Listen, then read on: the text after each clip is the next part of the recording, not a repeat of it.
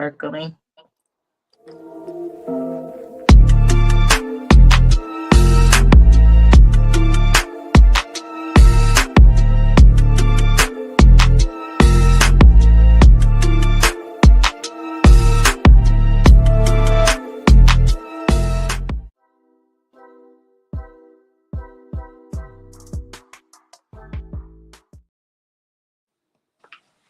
Hey, Royals, welcome back. Hopefully, you're having a good week and ready to enjoy Easter weekend if you celebrate it. If you do not, that is your choice. Just eat good because I'm sure you will. I'm just saying. Hopefully, you're having a good week. We have a guest with us today, and our topic for today is going to be on maternal health for Black women. That is the awareness week for this week. So that's what we'll be talking about. And then also, of course, we have hot topics and an update on Carmelo Anthony. So I have our co-host introduce herself and then our guest, and then we will get started.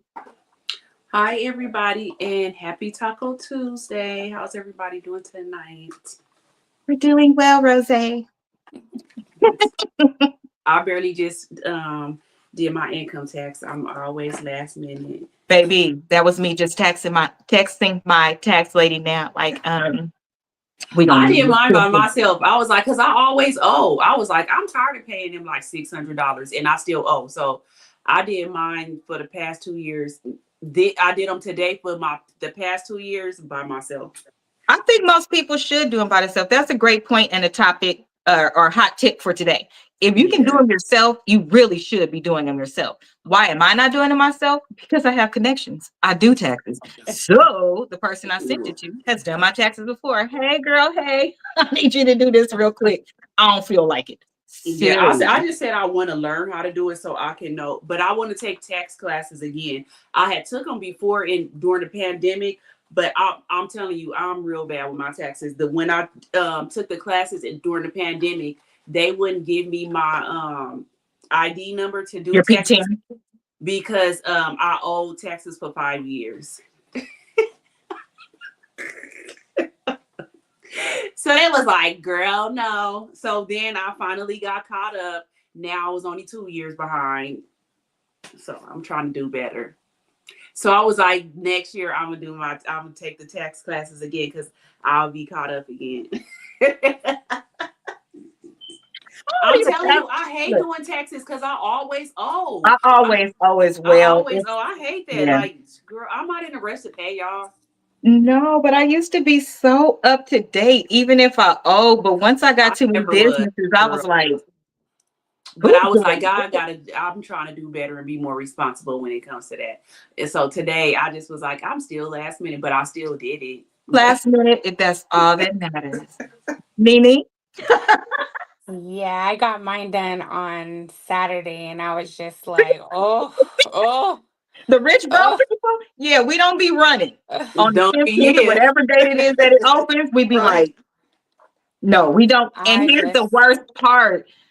If y'all could see my check, one day when I make way more money, then I'll show you the check from now. So stick a pin right there. I promise to show you because I really want to show people that we not capping.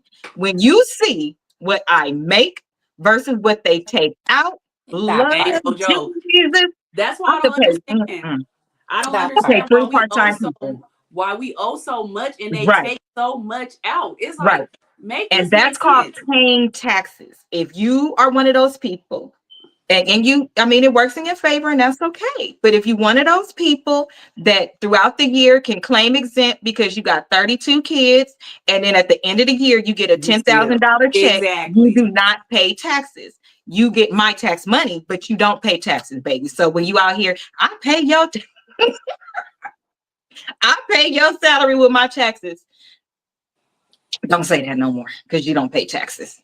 Okay, Nene. And then when you have dependents, that's not dependents no more. I was like, wait a minute, a college student. She was like, yeah, you don't get no credits at this tax bracket. I'm like, I think you don't get for his classes. You have to make. Yeah, no. I looked at it today just to see, like, how much do people have to make to qualify for earned income credit? It's $30,000. People at McDonald's make more than, I think, will make more than $30,000 now. Mhm. So who's Yeah, like like you $20 really just an can't, hour. yeah, you really just can't work at all. Like, Or the more people you have, then it changes. So yeah, the more you said what? dependence, Oh yeah, I just got that's the one. minimum for one person. Yeah. Yeah, I just got that one. So that's why I was like, I'm about to just do mine. I was Googling and YouTubing all through it, trying to see what extra I could get it, but I still did it. I'm like, I'm not paying nobody 600. I'm just not. But I ain't gonna be this late no more. So I'm gonna do better. Sorry, Nene. You did yours on Saturday. You did yours on Saturday. And who are you? So my name is Nisha, and I am all the things. No, just one. Right. So I am a doula. I am also a mom, a grandma, all these things, a wife. But yeah, I did my taxes on Saturday, and baby, I drove 3.5 hours to my tax person because I was like, girl, I'm Huh? You three. did what? I drove three You and a half couldn't hours. just send it in a text. I just Girl, did Yeah, no, I I don't that. know needed to to send sit with them. her. I needed to sit with her. I needed her to hold my hand because I wanted to, you know, when you start getting into like entrepreneurship and doing all these different things, Yes. you really have to like take the time to really like understand the taxes and the laws and all those things. And I can just say for myself, my first year as a paid doula, because I've been a doula for 3 years, and my first 2 years I really wasn't getting paid. I did a lot of work just out of passion and like purpose, and just really wanted to hone in on my craft because I wanted to make sure that I was showing up for people Mhm. the way that I needed to show up for them. And this was like passion, like advocacy, activism. So I didn't need the money, you know. Um, but last year, baby. I was like, okay, I gotta do things different. Like I Because that passion gotta takes over and then it becomes a second job. And at that point, I think you know when your soft spot is. And I thank you for saying that.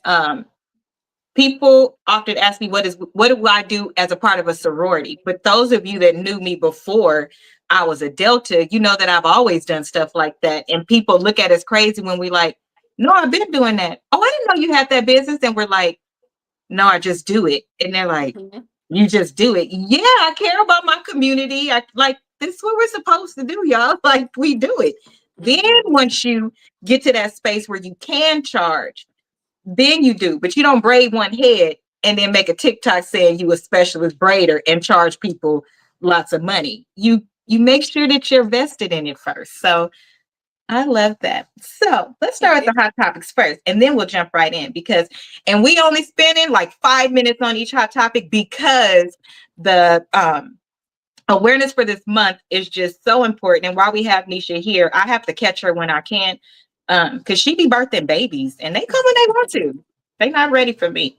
Oh, sorry. Happy 98th birthday to my aunt. Her birthday was yesterday. Happy Happy birthday. That ain't Thank good. you. Happy 8-year anniversary to that man I married. Happy Happy anniversary. anniversary. He's such a nice man. He's so nice. Aw. He a good man, Savannah. He a good man, Savannah. Despite the times that I took it to the Lord. But that is real marriage. Mm-hmm. Which is a quick caveat. Let me tell you something. I tell you guys all the time that we never argued, never any of that before we got married. That's all well and good because we knew how to communicate, right? I didn't say we didn't disagree. I said we didn't argue. After you get married, it's like life starts moving so fast. Other people get involved. And that time that you had because you were dating and you saw each other like at different times and it wasn't hot things on the table, like this needs to be done now. This needs to be done now. Your communication does change and you have to catch yourself because you do start talking at each other because you might say it on the way out the door or something like that. Um, other things come and infiltrate your marriage because they love the marriage that you have. Things change. So, how you come out of it on the other side, and even while you're going through it, because you can have some really dark moments. But for me, it's how you treat each other, even in those dark moments. And I will say, in those dark moments, which I don't have the right to tell because they are mine and my husband's. Now, if I could, shit, I would. They know. I tell. They know. I would because I think it would help people, but you have Yeah. to wait until you're far enough out of it where that space isn't sensitive anymore, and you have to be respectful to your partner. But for me, it was how I was treated and how I treated him during those times. It was still never a time that we didn't show up for each other um, in the best way that we could. Because you also got your own shit going on. It's Yeah, interesting. I could definitely agree with that. And I've been with my husband for 25 years. We've been married for 23 Jesus. years. That's a blessing. And Right? we have we have grown up together. So I always tell people like you going through growing pains, but it's really like two becoming one. So Yes. everybody think like once you say I do and the pastor be like, okay, you're now one. Well, you didn't live all your life as this one One. individual person with your Yes. one thinking and your mindset and everything. Yes. So Hmm. it takes time Yes. to like Blend blend together. to that one person, right? Mhm. And I feel like those first 10, 11 years is like you getting into the rhythm. By the time you get to year 8, it starts to get sweet. So you in the sweet spot, girl. You in the Wanna do sweet spot. it? Because at that sweet spot, that's like where y'all like what he Become think friends you again. finishing. Yeah, like it's a sweet spot, but Yeah. definitely like you said, life challenges, we were very young when my husband lost his mom and just navigating that and not really having other people, other folks in their 30s wasn't losing their mamas, you know what I mean? Right. So, just navigating all those things. But like now I feel like we at life's dessert.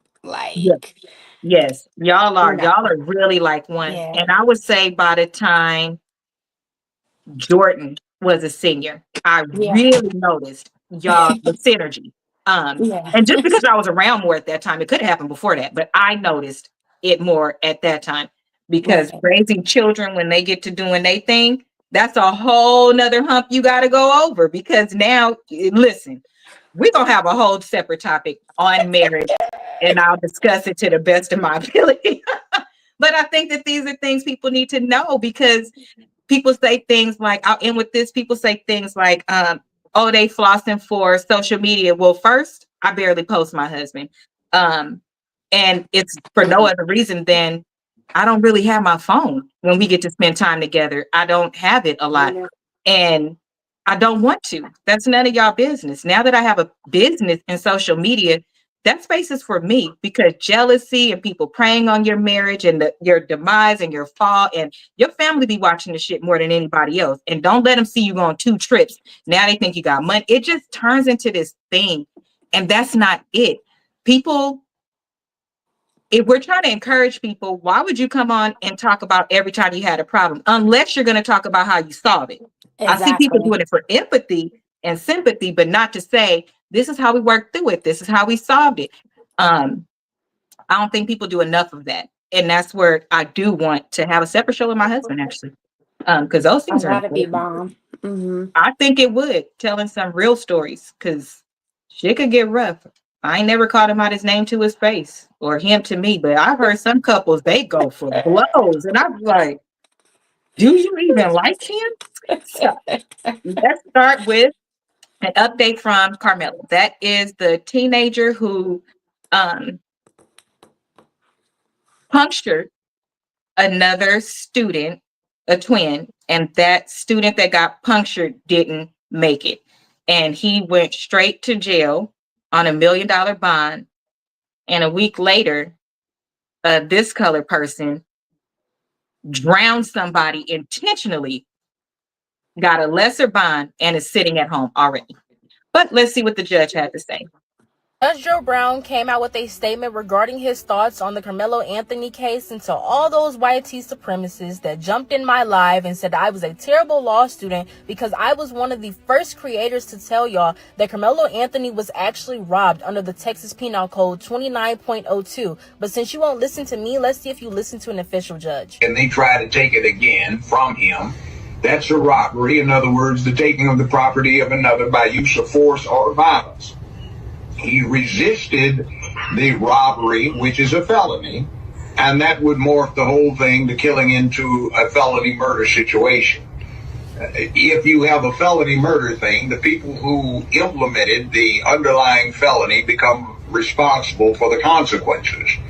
For instance, if there is a proprietor, a manager, or an employee in a liquor store, and some people come in to hold up the liquor store, and there's a shootout, and one of the bullets fired by the proprietor, the manager, or an employee miscarries and kills an innocent person on the sidewalk. Well, under the felony murder thing, the employee, manager, or whatever is not charged with the homicide. The people who are charged with the homicide are the ones that started the robbery.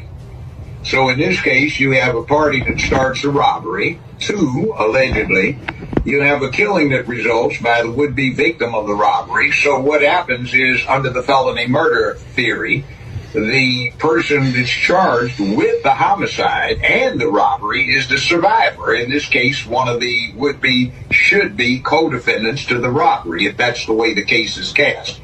The whole thing about the $1 million bond is absolutely ridiculous, because under the Fifth Amendment, bonds shall be reasonable, and reasonable has been interpreted for the last 230 years by the U.S. Supreme Court and most appellate courts as meaning simply enough to ensure that a person shows up until the charges are disposed of. So I would just like to say, based on my feedback, one thing we need to clear up. I said something like, why isn't the school district making a statement? Because no matter what school it was at, the district should have made it. The place that they were at was a park outside of the school district. It had no attachment to the school district at all. So I do want to clear that up. Two, it's very interesting how they putting out whatever narrative they want to put out. The twin did not pass in his arms at the location. He passed at the hospital later. That's two. Three, it is true that they walked up to him. They tried to take the backpack. He then went in the backpack. We said from the beginning, it's not based on how, I keep telling people, it's not based on how it ends unless you look like us. It's truly based on who started something, which is why we don't understand why the young girl who was fought back her bully got in trouble. How are you getting in trouble? No, when little Pocahontas wakes up, she needs to be charged with whatever that happened because she's the bully. Same thing in this case. And the judge said it. How do you feel, ladies, knowing that we know how to interpret the law? It just don't work in our favor. Well, I will say this. So my husband's great aunt went to prison here in California. She served like 30 something years.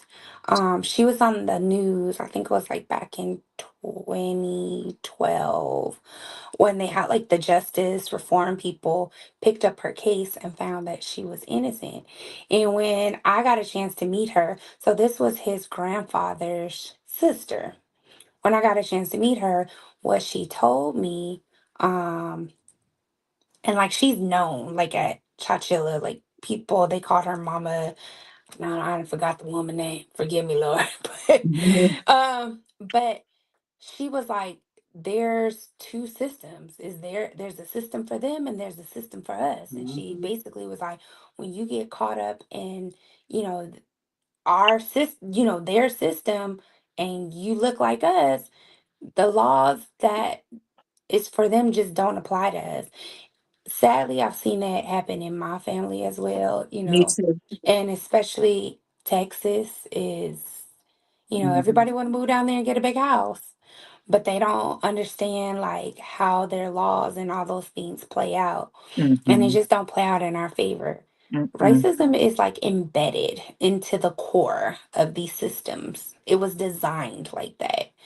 So I feel for that child and his family, you know. Um, but even with us being able to interpret the law, like, what does that mean? Like, how are we going to fight? And then, like, what does that timeline look like for this young man?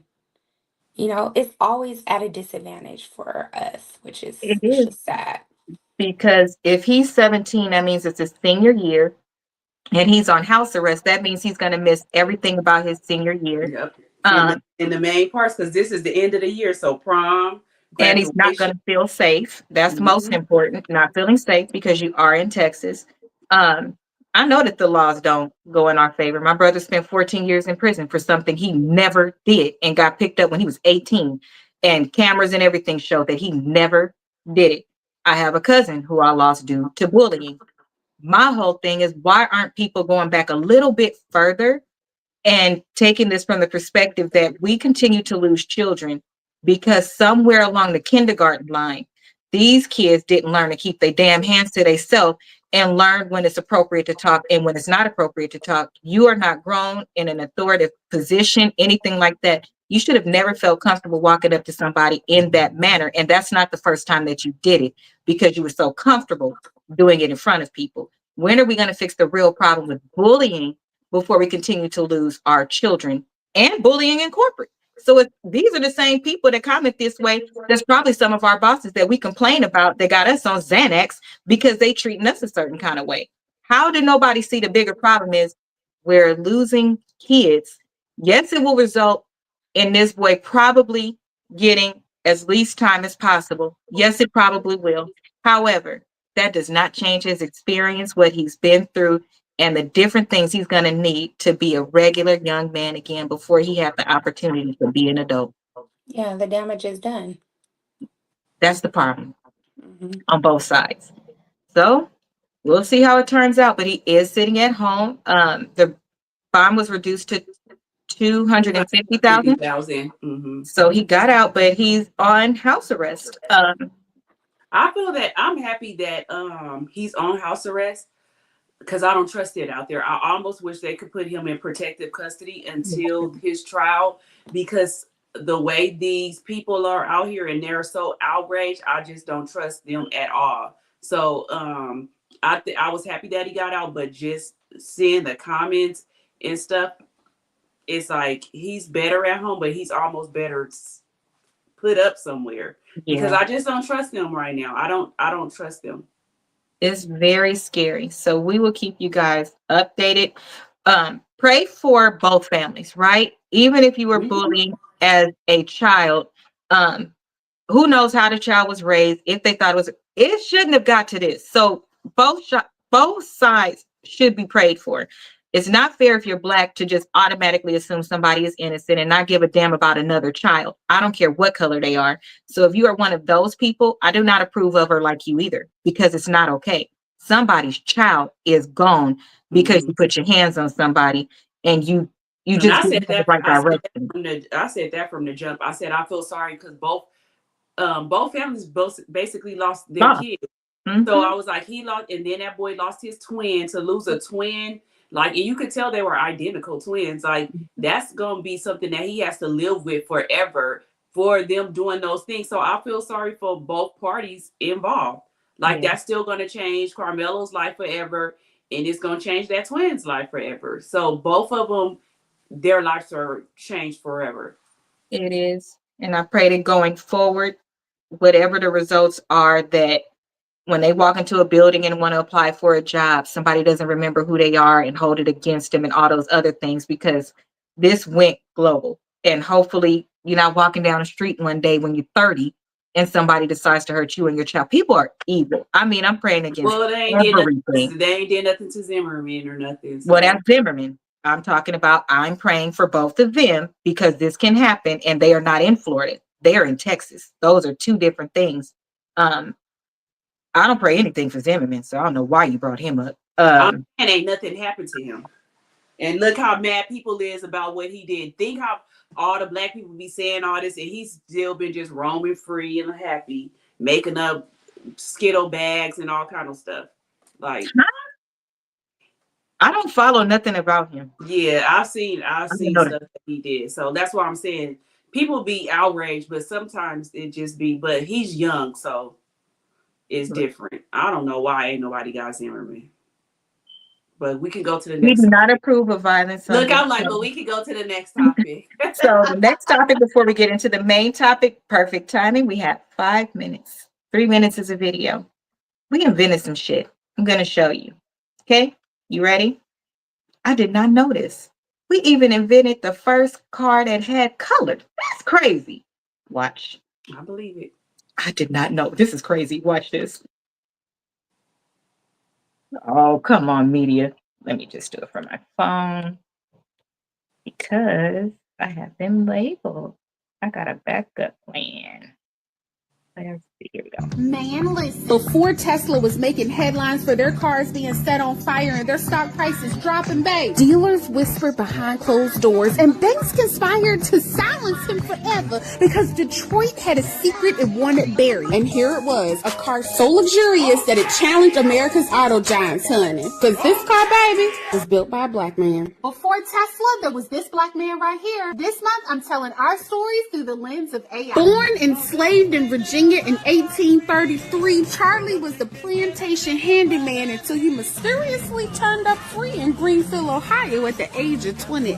Armed with only his skill of blacksmithing in Ohio, he became the region's most coveted carriage maker. The elite begged for his craftsmanship, but Charlie wanted to be an entrepreneur. But here's the problem. Banks would not fund him. But J.P. Lowe, baby, the one white man in Greenfield who saw beyond color, baby, well, together, they forged a profitable partnership employing 50 people when other carriage businesses were failing. And when J.P. Lowe died, Charlie seized the moment. Charlie claimed full ownership, and at age 60, baby, when most men retired, his buggies became the gold standard and his patents piled up like trophies. Then tragedy struck. Oh, Lord Jesus. Because his heir, young Sammy at age 23, oh, baby, he died. Time was running out, so Charlie summoned his oldest son from Kentucky, a college man, a football star, not a car man, but a history teacher who saw clearly that the world was shifting from hooves to horsepower. The revolution was coming and he would lead it.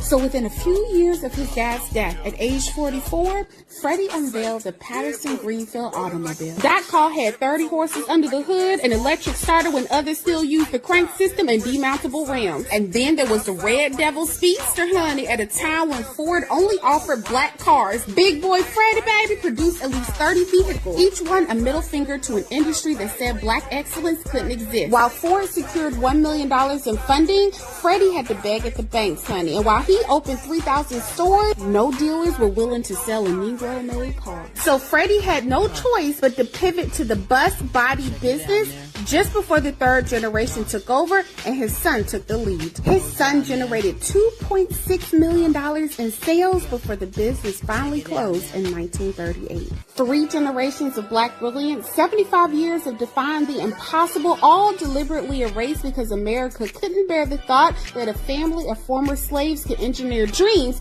more beautiful than Detroit's finest. C.R. Patterson wasn't just America's only black-owned auto manufacturer. Their legacy burns rubber in the dreams of every underrepresented innovator who refuses to stay in their lane. And here are the Pattersons in real life. Learn how to master AI through School at Night. That was really good. So that's dope, right? So something I just noticed is it wasn't just the first car. If you did the first carriage, car, and bus, you actually did the first bus too. Mm-hmm. That was the cargo one. So there needs to be a part 2 for the bus part. But that is insane. And we're still being treated like that today. I could walk in the bank. I was about to say, we still. Right. I could walk in the bank and one of my really good friends that's Caucasian could walk in the bank and they will give her everything she asked for and not give me it. And she has no business background. No, nothing. They will still give it to them. And then you took it a step further to say, y'all can't even buy, the car lots couldn't even sell his cars. What? That is horrible. You can't sell any Negro cars. I was at an event last week, and this doctor, he wasn't even from America. He's actually from Pakistan. And he said something that was just so empowering and just kind of made everybody in the room like take a step back, like, dang. He said under marginalized communities or underserved communities or people that have these different disparities or, the racism, like it was all by design. Like these communities were designed to be like that, designed to fail. So I just love the resistance because, you know, somebody has to resist to be the first, and even Mhm. though they made it hard for him, it's just it's dope that even through all that, even though the design was for him to fail, he still like showed up and showed out. And look at all these years later, we're talking about it. Like that's dope. Mhm. What I'll charge more people with is very sad. What I'll charge more people with that actually have money is they talk about, well, now we're in a different space, right? So now we also know that those people in communities where there is a lack, where there is something missing, everything that's created is created out of a need. Most of the people that created things came from a space where they had absolutely nothing and used everything around them, not from the ones who were actually comfortable. Let's just keep it a buck. No matter what race you are, that's generally where it comes from. The problem is getting the credit from them to where it needs to be. That's the problem. If Mhm. you have to go through a system like a trademarking system or something like that, if you don't have an attorney with you and you can't afford those things, because remember, you're in a disparate neighborhood, you're underprivileged. You don't have you're literally going with your heart saying, God, please let nobody take advantage of me. Let this go through the right way and nobody steal it. So you literally under pressure the whole way through because your pressure doesn't stop once you put in your request to have a patent or a trademark, because somehow it could fall out and somebody else could take your idea. You got to get it from point A to point B. I charge people with money. If you're one of those millionaires that's a philanthropist or a billionaire, start creating a space, if you can, where those type of things come through you. Make that part of your philanthropy because you have a voice. We now have platforms, influencers, people that have endless resources. Why don't you make it so that person could come to you and create a clinic or whatever where they could get that $2,000 or $3,000, because it's really that much. But do you know how much that is to somebody that is on the county or can't pay their light bill? That's totally out of reach. But make it so that they can come to you to make sure that they can get the money from you to get it to the end and then give you 1%, whatever it is at the end. Why aren't we creating more safeguards for each other? We're really not doing that. And I think that instead of continuing to try to go through a bank, we already know what's going to happen when you try to go through the bank. So why don't we have other methods from the big people? I think Mhm. that makes no sense. We need some I type of love that. protection. We Hmm. need something because it's not making it. All of those, most people, well, back then, you number one, you couldn't go sit at a table. You couldn't. And as a woman, you couldn't at Mm-mm. all until well into the 60s or 70s. You couldn't even do it. You needed somebody to accompany you. Well, how do you know that that person won't take your stuff? You don't. You're literally hoping and praying to God. And here's the thing, while some people mad at God, you're thinking God did you a disservice, but there's also a devil. So that other person got to believe in God and not do what the devil is telling them to do for it to work out. And then we end up being mad at God. I'm saying we because I was at one point like, God, how I pray and do everything I was supposed to, and this happened. And then it came to me, free will and free choice. If that other person is a certain kind of person, money changes people, y'all. And more than money, power. Somebody could be broke with power and we see it right now. Look at all these people that voted for that cluckhead and they still going along with it, and we losing everything day by day. And they still want to stick with that man. I think that's crazy, but I thought that was dope. I did not know that. I didn't even know we didn't have colors on cars. I And didn't either. Wow. we figured that out. And go figure we made a red one. I was just about to say he came out with a red one first. Right, right. I think that's pretty dope. So let's get into the main topic, the dualist space. So let's hear a little bit about play a video really quick. It's 32 seconds. Then we'll get into the topic. We'll take a break. I have one uh other thing. I'll let Ro talk about the ladies that went into space. I'll send you this video because it's funny. And then we'll be done. Thank you for sticking with us. Hit subscribe and share. Thank you. In the United States, black newborns are 2 times as likely to die as white newborns during delivery. But a study published in July 2020 showed that when black babies are delivered by black doctors, mortality rates cut in half, especially in complicated cases. The same relationship wasn't found between white doctors and white newborn births. Reducing the rates of preterm and low birth weights has become the focus of national initiatives. Most recently, in September 2021, Health and Human Services announced $350 million to strengthen maternal and child health across the nation.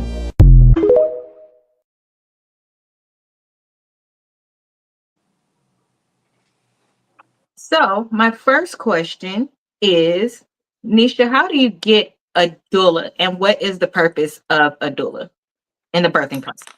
Thank you for asking. So, right now, thankfully, um, in several states, but I'll talk about California. California is leading the forefront, in making sure that every woman, can get a doula. Um, so usually through your insurance is covering it now. Um, they said there was like 427,000 births in California last year and like 90 something thousand in LA County alone. So, and then we look at the percentage of people who want services. A lot of them have like Medi-Cal. So Medi-Cal was the first to cover doula services at no Oh, cost. Now, and that was back in 2023. So now the commercial insurances this year were like, hey, we want to cover doula services too. Now we know that when it comes to us and our communities, there wasn't somebody that was just like, oh yeah, we want to give, marginalized communities doulas. Like right. that didn't happen. It was a lot of beautiful women, a lot of beautiful sisters that came together, collaborated, boots on the ground, making a lot of noise and advocating for the need of a doula. So when you ask about doulas, we're advocates. We help the families. And it's like a doula mothers the mother because sometimes during the birthing process, the birthing journey, like everybody forgets about the about the mom and the baby is Right, here. They be right, like, Mama who? Like, right. and so, moms have to process so many emotions and, the physical changes, the emotional changes, the changes that are evident in her life once she pissed on the stick. Everybody else's changes come later, but for the mom is right then and there. Um, Mhm. a lot of people think like doulas like birth babies. Like, yes, we birth babies, but we deal with everything from the waist up.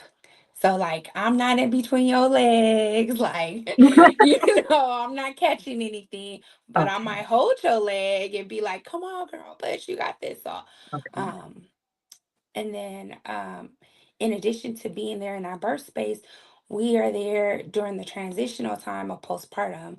And so that it Hmm. can be, just coming and sitting with mom, helping mom, by, maybe put on a load of laundry for her or, wash some dishes, make a small meal for her or, unpack her birth story, unpack her feelings of her birth. Help dad, because the lack of sleep and all the different things. So there's so many things that we offer.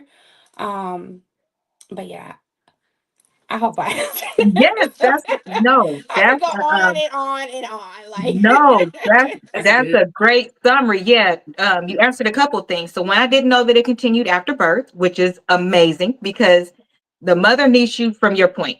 From the time she knows she's pregnant, the woman's mind changes and it starts there.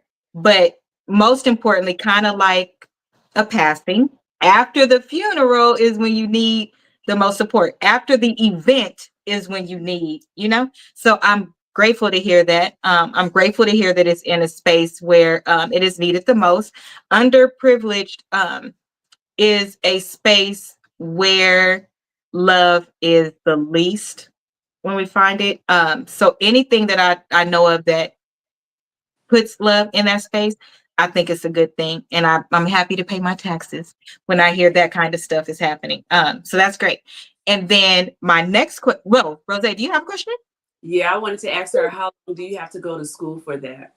People might want So a lot of doulas have started like it was like a calling, I would say. But in California, you do a 16-hour certificate training, and it goes into a lot of things. Like it goes into like comfort measures, breastfeeding support. So we're educated on like lactation. We're educated on like mental health, postpartum, how to support with that. We're educated on like natural healing methods like teas, soups, different things like that, because we're not medical providers. Um, for myself, like I do have a nursing background, Right. so that's why I usually do, work with moms who have high risk, like maybe they have gestational diabetes or have diabetes, they have high blood pressure. So, just helping them understand like the medical space in their terms, but not giving medical advice. So that's why it's not like a lot of a training would say, but it's a lot of sisterhood. It's a lot of community. You do a lot of work with community, and yeah, I feel like it's an ongoing learning once you get into it. And we need doulas. We need a lot. So That makes a I lot thought of about sense. that. I thought about that before. So now that you said that, that's I'm gonna have to look into it Well, now more. you have a listen, contact. come through. I got Hmm. you. I You got have a contact. I think that's great. Here, now that makes sense because let me tell y'all. So when I told y'all that I visited a friend and the friend thought it was something wrong with my reproductive system because I'm 40 and don't have a baby, this That was don't the mean friend. This was my sister. So she says she goes into immediate care, and like I told y'all, it was nothing wrong with what it was said. It was how it was just. She was like, "Well, we can do. Well, what do you need?" Now I understand why the care part came in. I mean, I did to begin with because that's just how Nisha is with all of us. She's the mama bear. She was married before everybody, all everything. you. So again, but now I get now knowing that why she's saying it's from passion. She keeps saying it's from passion, it's from passion. When you do something from passion, it's all your heart and then the other things that you learn to go with it to be better. You don't go get Mhm. a degree and then learn how to care. You care and then you learn more things to help you in that space. Now I get it because she gave me a whole list of things. Apparently, I can't. I gotta shred my own cheese. What else? I need some herbs. She told me which one. Like just in that space, but it was very nurturing. So to anybody that has ever had a question, there's nothing wrong with our reproductive system. I am You truly know, just being responsible. And a little too I took it too far though. and to Um, be honest, did you see the latest headlines no. Oh what? where they said, and we have seen this as doulas, that we are seeing more Oh yes, women I over did. Ro talked 40? about it. Go ahead. Oh, I Yeah, talked about that Yep. last week. and it's true. It's So very no, go ahead and true. say it, Nisha, because we said Yeah, it on Rose show, but not on ours. more women are having babies over Mhm. 40 than the teen Teenage. pregnancy level or Mhm. young moms. It's very low. So, Mhm. I'm right on there's time. there's so much to say to that, right? There's a lot to say to that. Um, our lifestyles have changed. You Right. know, we have time to like decide and uh the right timing for us, partner planning. And sometimes it's not even partner planning. Sometimes it's like, you know, I want to do I it. want It's to on have a my own baby. planning. Yeah, like it's Hmm. but like when I was talking to her, it's just like I want to make sure that she was empowered, like with all the information, Right. because it is different. I mean, I know somebody who had kids like when they were younger and Right. then had a baby at 40. So Right. like it is very different, you know what I mean? Mhm. So you always want to be empowered about like your nutrition, about the diet, about your hormones, about all these different things that sometimes we don't look into, Mhm. right? But it's important. Like, did y'all see Ricky Bell? Him and his wife, they having their Yes. Yes. first baby. I was like, Do y'all need a first, doula? I'm available. I'll come to right? Vegas. No, just Jump like in the inbox. Yes, I saw that too, and I didn't know. But here's the thing I want to say over everything. As a woman who decided to wait and no, I don't have my name on the wall at no clinic or nothing like that, I truly was responsible and I truly am responsible. And things could have happened either way. So let's just say that. Stop having so much of what you feel should be for a woman. Outside of being a teen getting pregnant, we do not want that. But when the baby comes, the baby is a blessing. But that act and what we wanted for you is not. We don't want you to go down that path. We're going to keep saying that, okay? Period. After you're an adult, if you want to have one at 25, if you want to have one at 40, that is your business. Stop telling women what they need to do with their body. I'm happy for the ones that had theirs young and now they can do X, Y, and Z. That wasn't the journey that I wanted, but I was right there with them. I was right yeah, there helping them. My journey doesn't make I don't like it when I see like it keeps going back and forth, and people will be in the comments like, "Yeah, but you didn't have this or that, or you struggled, or this or that." You can struggle. It Yeah. depends on. Yeah, Mhm. after 40, it depends. You might struggle with lack of sleep. You might struggle with not being able to get the child right. You still gonna have some things in there. can I? However, do it Yeah, when you're ready. can I say something? Of course. As a doula, as a mama, as a grandma, you cannot say, you're gonna have that change regardless if you as a woman, because every time we birth a child, we birth a new version of ourselves. Hmm. You're gonna go through as a woman being the primary caretaker for a new child. The same things that I see in young moms and the struggles that they have is the same thing I see in moms when they're 40. Childbirth and that journey is Yeah, the one thing you could say that it takes it a life doesn't of its matter own, what huh? time you go through it, you still gonna go through that. It's like a rite of passage, right?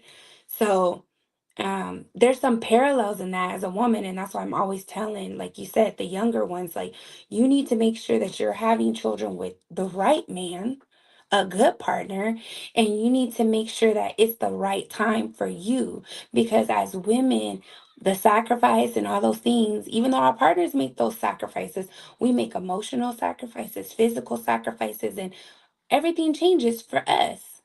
It does. No matter the age, no matter the time, no matter, like there's a change in us. So I love the way that you're saying, like, yes, we don't want that for you at such a pivotal time in your life to where you're not able to mature and, Right. think about a lot of things that I had my daughter at 20, my first one at 20, I had my second one at 22, 23, and then 26. But if I had to, like, I didn't have the knowledge. Like, if I would have had the knowledge, or, I didn't think about what schools they were going to go to, what neighborhood we lived in, like, Right. but Right. now, as a grandma, I'd be like, I don't think I want them going to that school. Like, you Right. can use my address. You know Right. what I mean? Right. Like, No, for real. so wisdom and so many other things come with it. But I think, like, for women across the board, it's such a sacrifice to be Very a much so. mother. So it It has is. to really be taken, So I seriously. have another question. In the space of what this week is about, um, for Black women specifically, do you feel like having a doula in the room? So the doula that I would pick, just to be clear, would have a medical background. That's just my preference based on my fears.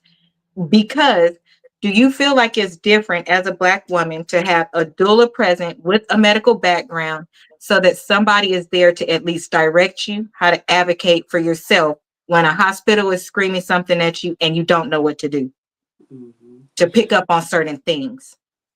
I'm going to say no Well, because then you're fired. no, I'm about to tell Just you kidding. why. Because I have amazing doula sisters that don't have any medical background, and they know how to show up for their families.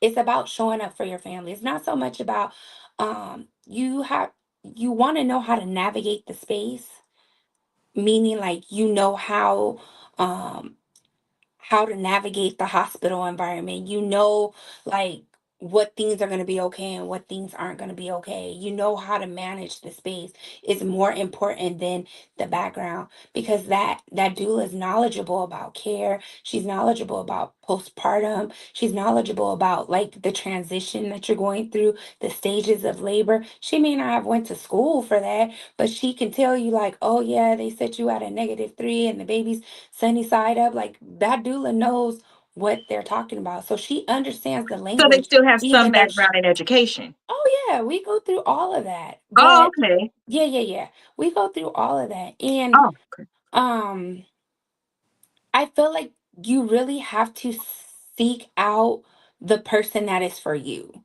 Like one of my doula sisters, Mama Lee, shout out to her. She all in these birthing streets. But she always says that um there is a study that shows that a grandmother sitting in the corner, like knitting, but in the birthing space, right? That the birth outcomes are better just by her being there, just by her being present. The birth outcomes are even, are better than what it would be if she wasn't there. So sometimes just our presence, sometimes we don't even have to say anything, but just being in the room, just being that extra set of eyes, just being that extra, So then you answer hand. my question. No, your answer is yes. My question was, do you think your presence there changes the atmosphere? Because Oh yeah, it changes the atmosphere for sure. I yeah, thought you meant I don't. about I them think they. having medical background. No, no, Okay. that's just for me. What I would want. Okay. No, I was wondering if you thought that having the doula there, not what I'm looking for in a doula, but the doula there, knowing that to your point, there's somebody with wisdom, knowledge, that grandmother who had a kid, she could pick up on different things, knowing there's somebody there that could pick up on when something isn't right. So Yeah. they probably won't even try to do something that they shouldn't, because you have good representation, a good village. Right. And to be honest, our relationship with your when you pick your doula, when you pick your medical provider, you want it to be like a collaboration. I always tell my clients, we're not about to go in here and be like a us against them because we don't want that. Like, Mhm. that's not what you Right. want. What we want is collaboration. What we want is to be like, hey, I want you to hear my voice, listen to my concerns, and be present for what my needs are. Be open to hear, like, we always use this acronym BRAIN. Like, be open when I ask you, like, you're giving me interventions, but what's the risk? What's the benefits? Like, what happens if I don't do nothing? Like, be open to sit down and have the conversations with me. Um, but you know, we know that racism is a part of the system. We know systemic racism has been embedded into our medical system. So even though there is amazing, I've personally worked with some amazing providers with my clients, but I had a one, and I'm gonna leave it at that. But I was and just about all to ask skin folk you. ain't kinfolk. Let me say that. And it's I, always that, but we'll get on that another time. Go ahead, Ro, and then I have something to play that goes along with what she just said. Go ahead. I wanted to ask you that too. So when the hospital staff knows that the patient has a doula, do you get backlash sometimes? Like, how do they act with you? Mhm. Is everybody receptive to it? No. Sometimes some providers or some hospitals feel like you're coming in to watch them or like to tell on Mm-hmm. them or whatever the case may be. Then that means you're not But doing what you should. Go ahead. shout out to like King Drew Medical Center. I did a birth there and they use the midwifery model. So like Mm. their team is ran by midwives. Matter of fact, I was there when Anderson Cooper did his special on Black maternal health, and they actually filmed my client that day.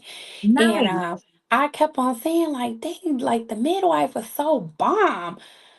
Like her methods, just the way she did everything. And I had a young mom who this was her first baby, but like she went through her birth like a champ, and the support she got from the hospital was like amazing. Um, just that model of care, like every person should experience that in birthing, and the ideal that other countries birth in that model, They do. They do. yeah, It's it's sad. challenging. And I think more education needs to be done because doctors, there's some providers that be like, why should the doulas get paid what we get paid? Well, you see the patient maybe 5 times out of a For real. 9 month period for 20 minutes. She's calling me at 11 o'clock at night. I know if her mom's in the hospital sick. I know if her man been tripping. I know if they got food in the refrigerator. I know what she's going through. I'm sitting with this family. I'm holding this family. So when I show up in this space, I'm not your enemy. I'm your translator.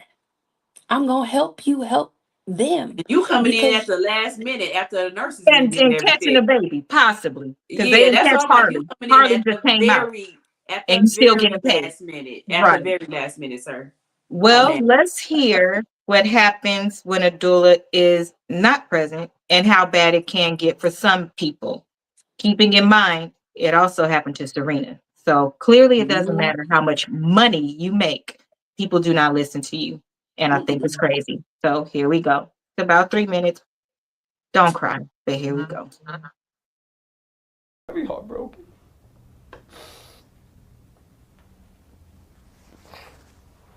I feel like I didn't do nothing for her.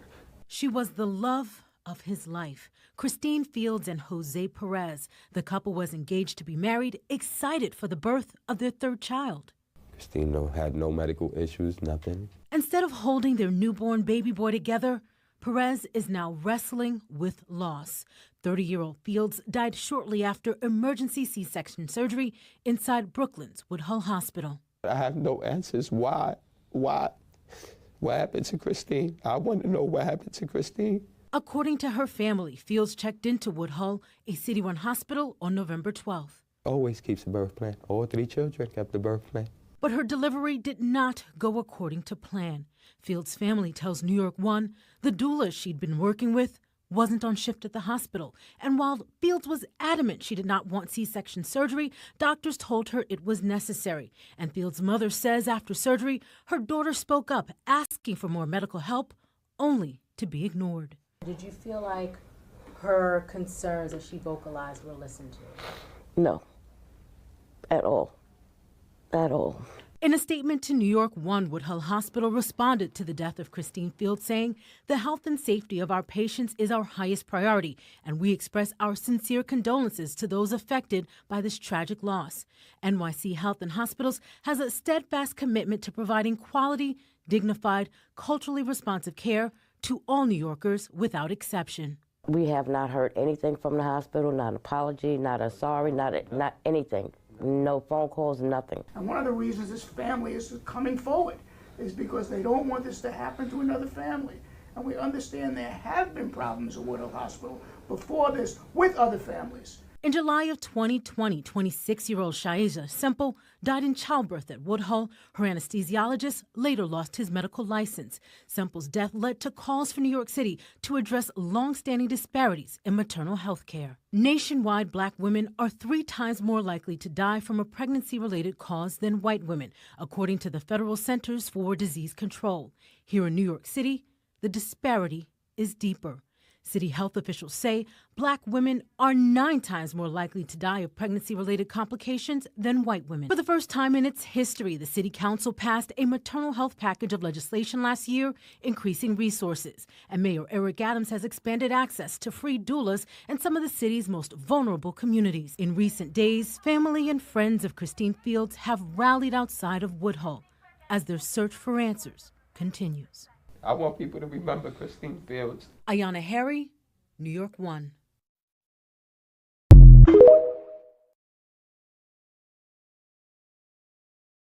Okay, I have a question. If Wait, you have a doula, wait.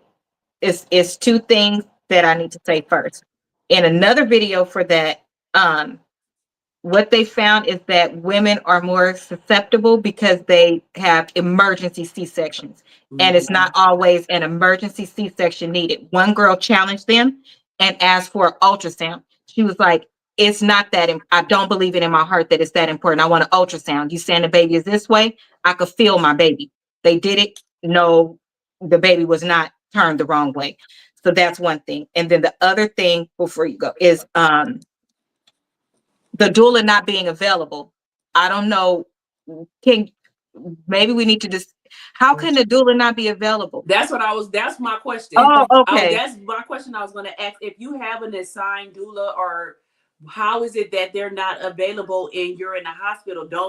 Aren't they on call like the doctors, or is that not how it works? That's my question. So That was my I question. have questions of my own because I want Okay. to know, like, was the doula like, did she work for the hospital? Right. It seems like Yeah. Because she worked for the we hospital to me. Yeah. right. So here in California, like, there's so many. I'm gonna shout them out because I love all of them. There's like frontline doulas, Sankofa doula, which I am a Sankofa doula. There's different doula collectives and groups here in California that we're very big on speaking out against trying to make doulas come under like the leadership of the hospitals Yeah. because our responsibility is to our clients. Yes. Now, if you are a doula that is working for a hospital, you may show up differently Right. because now your alliance or like the rules Is you have with to that check follow from that is hospital. exactly. Hmm. Now, you guys brought up like, can a doula miss a birth? Yes, a doula can miss a birth, Oh, but I didn't. we have because birth is unexpected. Right. Prime example, I had a new mom, first baby, on a given a first baby minimum, like you thinking 12 hours, 8 to 12 hours, right? From the time they're in active labor. So active labor is anything 5 centimeters and up, right? Mm-hmm. So this lady, my client, the baby came so fast. Let me tell you. At 9 o'clock at night, her water broke. At 12 o'clock, because I give virtual support, or I'm constantly in contact with the family. So at 12 o'clock, I called and checked. I was like, how's she doing? They was like, oh, she's fine. She's like 2 centimeters. Okay, 2 centimeters. It's going to be a while. I'm going to go to sleep. I'm going to keep checking in on y'all. At 3 o'clock that morning, they said she was 3 centimeters. Okay. So I'm like, okay, she progressing, what I expect, whatever. So at 7 o'clock, no, it was like 6 o'clock when I checked because I tried to check every 3 hours. She was 6 centimeters. I'm like, I'm on my way. Mind you, I'm not even that far from where she was at the hospital. I throw on my scrubs. I'm out because, I'm on call for my clients a month before they, like from 36 weeks till they deliver, I'm on call. I get there. I walk through the door of the hospital. I hear the chime that goes off when the baby is being born. I was like, that's my baby. I walked in the room. She had just pushed him out. So I missed it. To me, you didn't miss the birth. I I think mean, he was in between her legs. So I to mean, me, you didn't miss the birth because you but I were missed there it. and you were Yeah. present and the family knew you was available. For us, I think we're talking about like how we just heard it because it Right. really all of us because it really sounded like the doula was off shift. Off. Yeah, Like she Yeah. so, wasn't if there. I It don't was have my her baby shift. on your shift, then you're not my Yeah. doula. Yeah. Like that's the way that Yeah. was saying. I think that's what we meant. Like Like maybe that should, if Yeah. she had the baby at 7 o'clock at night, maybe the doula works in the morning See, that's why I tomorrow. said right, it sounds like she It was sounds it like that, like sounds she weird. wasn't on shift. Yeah. like Yeah, she worked for the hospital. yeah. I Yeah. think that that's what we meant based on how they was Yeah. Hmm. proposing that because they specifically said it. She wasn't on shift. How are Right. you on shift for a birth? You Yeah, know, Right. that's what I was saying. That like it seemed I was like you would lost. be on call at all Yeah, times when they're, like you said, in labor, you on call from 36 weeks and up. right, So Yeah. you're gonna know if they're going to the hospital or not. So if I know that my patient is going to the hospital, I'm gonna be on high alert. Like, okay, right. I'm gonna have to Yeah. be Like on you were. high.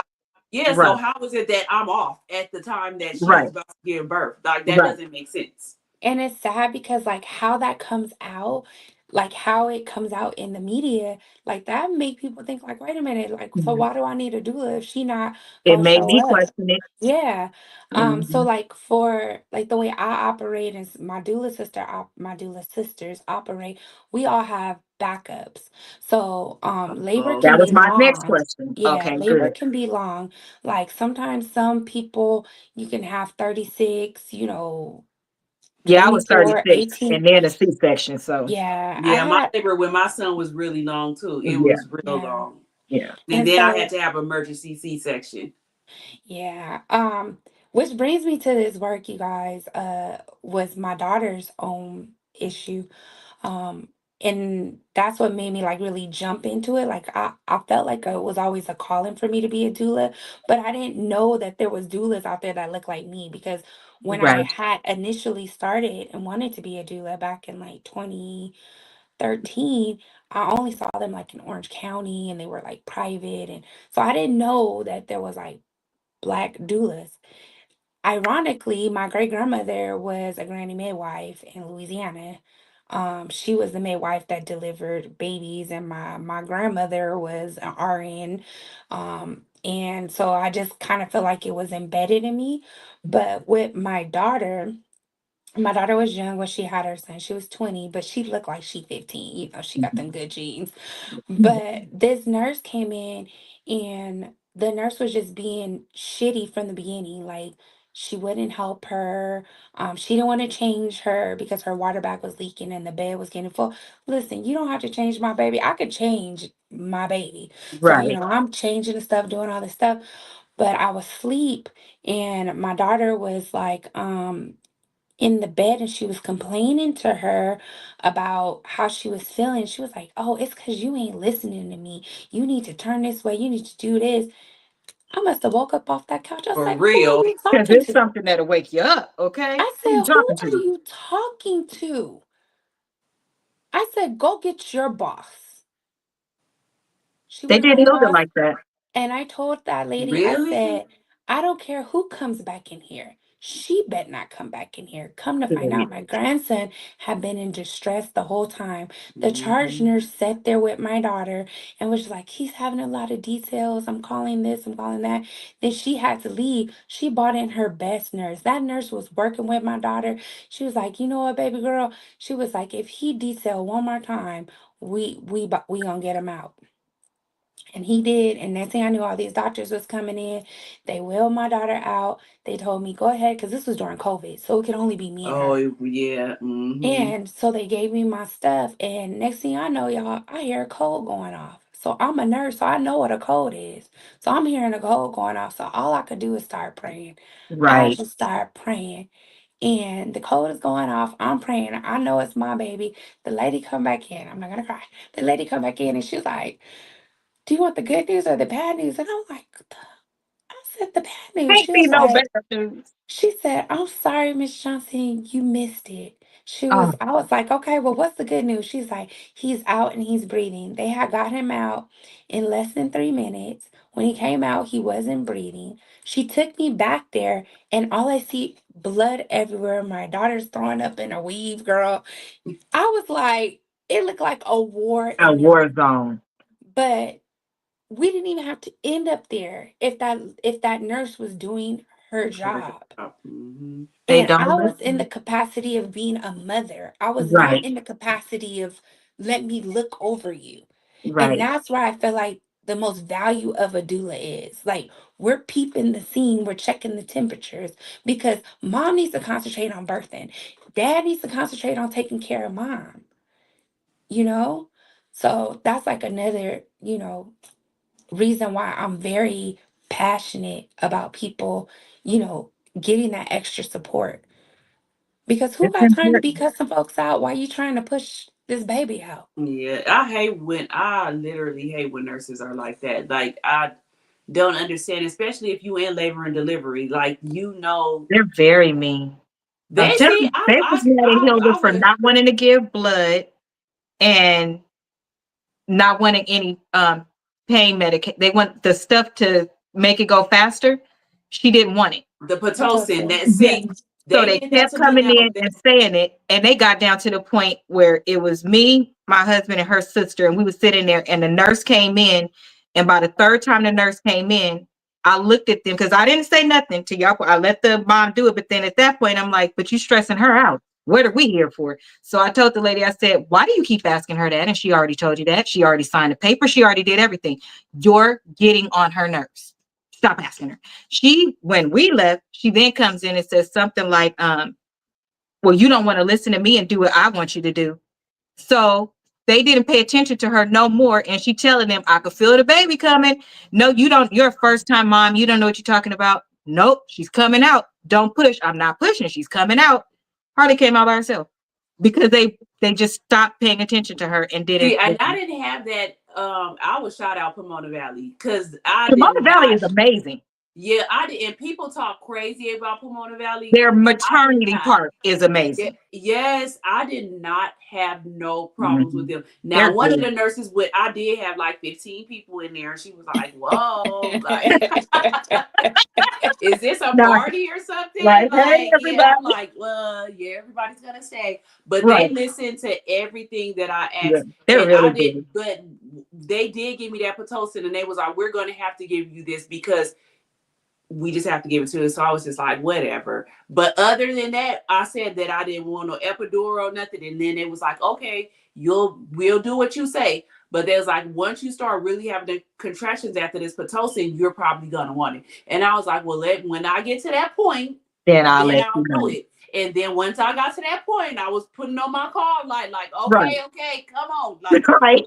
yeah, but I don't have no. So I wish Pomona Valley everybody. got the best stories. They Yes, are I number have one. no. Yeah, I didn't have no problems They're out of number that. I was in labor for a long time, and they put me in every single position you can do to Oh, give that's birth. good. I Like like when they they move tried in a to. different position too. Yeah, they put me in every single different position that you can do to give birth, and I just could not push him out because the epidural I think they gave me was too strong. So I Hmm. really could not feel myself pushing or nothing. But he was crowning and everything, and after pushing for like 5-6 hours, I just was like, I can't do it. And so Yeah. his Because you heart get rate had exhausted, dropped. right? At that Yeah, point, you his don't heart have rate the. dropped. And then it was like, we have to take him out. Like, we have to.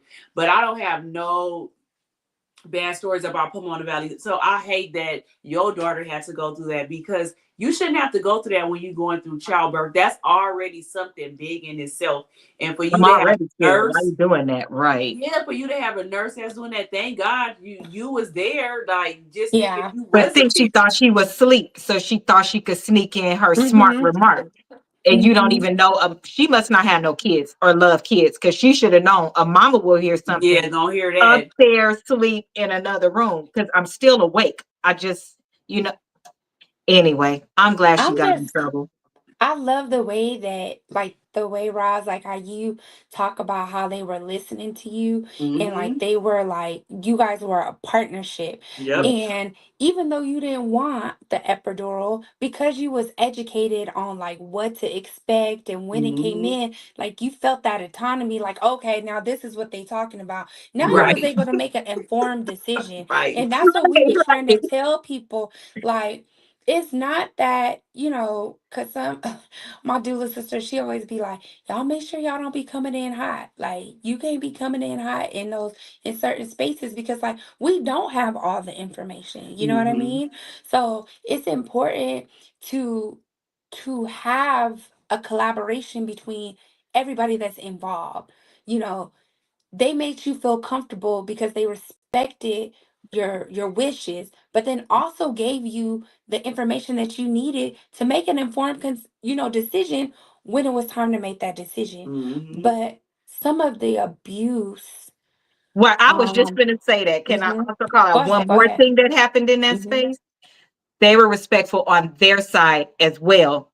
Despite it being 15 people there, they were Right, respectful in that space too. Right. Because Not they, getting I think smart a lot with of and nurses, everything. yeah. It's a partnership. You're supposed to Uh, respect them and they respect you. Because what if she'd have got an attitude and been like, I told you I don't fucking want this, blah, blah, blah. And then that nurse says, okay. And then their whole attitude is, nope, no matter what you do, I'm not giving it to you. Your smart ass mouth said X, Y, and Z. Listen, you don't want to piss people off at that moment. You want to be collaborative. You but you don't know what want the to. sad part is? Even people who come into this space and they don't have that attitude because of the systemic racism, They still gonna do anytime it. they feel yeah. like there is a push You don't do what I back, want you to do, like they did right me. now you She are wasn't mean. They just didn't want her to. yeah, I like, want you to do this. Why won't you do it? Because I don't right, want to. She said now it. you're No, I aggressive don't and want now that. you're, yeah. Mhm. So But it still makes it better. I'm still holding people accountable.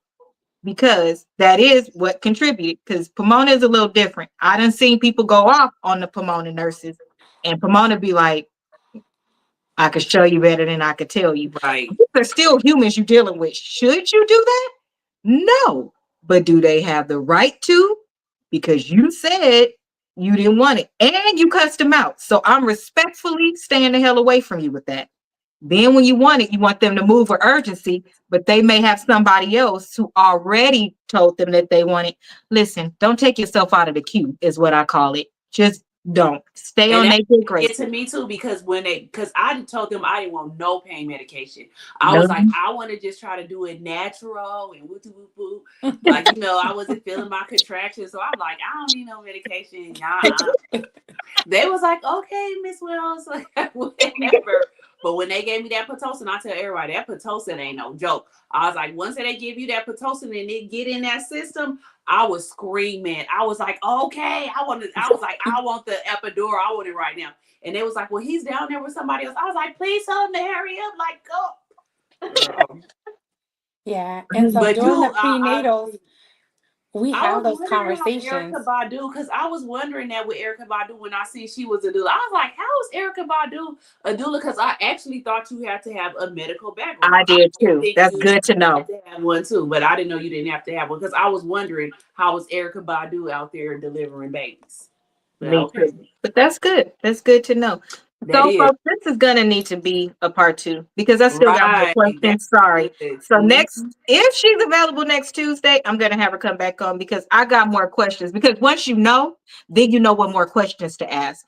And now that I noticed after listening to those things, especially the one that had me on high alert was the doula wasn't on duty. I was like very nervous. Yeah. And then knowing what a doula does and that the presence of a doula, midwife, matriarch, it does help. So having a good Okay, village. just one more thing, because Of that's what I course. want to ask too. For the people that don't know, what's the difference between a doula and a midwife? Because people probably don't understand So we'll that. end with that Right. and then do part 2 because Yeah. I So don't know I either. always Good tell question. people that the doula deals with everything from the waist up, and the midwife deals with everything from the waist down. So the doula, I'm sorry, the midwife actually catch the baby. The midwife is a medical professional. So she's doing blood pressure. She's checking baby with the Doppler. She's doing all the things. And I feel like, and then some, um, when it comes to caring for the mother. I'm glad you guys brought that up because I would definitely, when we get a chance, or if you guys want me to, shout out some great resources when it comes to Yes, please. midwifery care. Like we have Global Healthy Start communities in San Bernardino, where like this is a resource where mamas can actually go and like talk to midwives, spend time with them. They teach them classes. They're going over perinatal education, postpartum education, and all this is free to the families. Black Infant Health, whoop whoop, shout out Black Infant Health.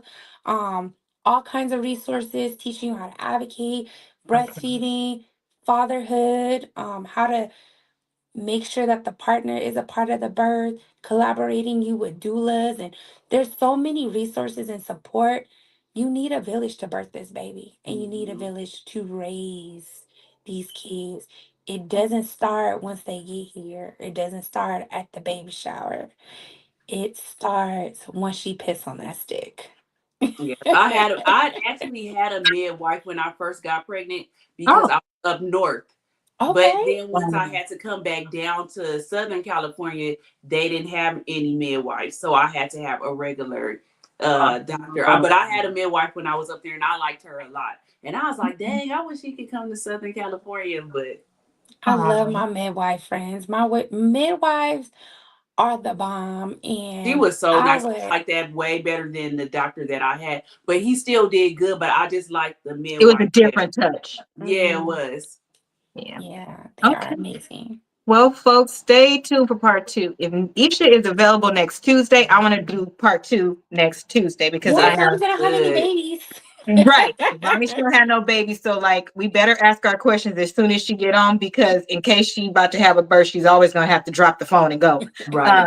So I'm grateful that we got to have her tonight, especially in light of what this week actually is. And we need to start getting our Black babies here, because very interesting that China will pay us to come over there and have them, and all those babies will make it, but we have to be concerned about ours. And I saw a news thing that said, how is it that all these other countries have less equipment, this and that, but they Right. make it from home birth to everything, and somehow the US has convinced us we can't do it outside of a hospital because we need these machines and blah blah blah. And now 9 times more likely is a Black woman, but we're the strongest, most healthiest, but 9 times more likely to have childbirth, unaliving issues. The Those two don't theme go together. of this Black Maternal Health Week is healing legacies. So I would leave you guys with like, what does that look like? And where Mm, does that theme come from? And how do we leave a legacy of healing to the next generation when it comes to birth? that's an excellent question. And I'm going to think about my answer. And so is Rose. So we're going to open up the next show with no hot topics, no anything, and go straight into the topic. And we're going to actually answer that question because it's a very good question. You can't just be mad. You have to actually change something and do something. Mm-hmm. I'm just saying. So that is it for tonight. Thank you for joining. Make sure that you like, comment, and subscribe. And below is the information on the journal because it is up and available on Amazon. Good night. Good night, everybody.